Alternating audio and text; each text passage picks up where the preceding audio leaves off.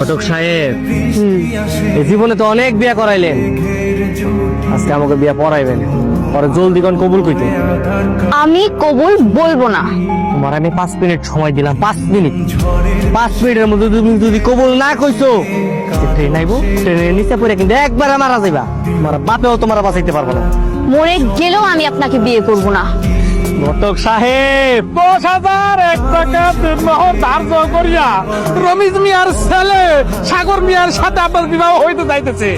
আপনি যদি এই বিবাহতে রাজি থাকেন তাহলে পয়লা ফেলেন, আলহামদুলিল্লাহ কবুল। বললাম তো আমি কবুল বলবো না। হয় যদি আপনি কবুল না কইছে, ওর লগে কিন্তু আপনার জীবনটা দেবে। আমাবনি দোহাই লাগে, আপনি কবুলটা বলে ফেলেন। আপনি আগে ওনারে আমার হাতের বাঁধন খুলে দিতে বলেন। আপনি তো আমার বাবাকে চিনেন, উনি যদি ওনার ভালো চায় তাহলে উনি যেন আমাকে ছেড়ে দেয়।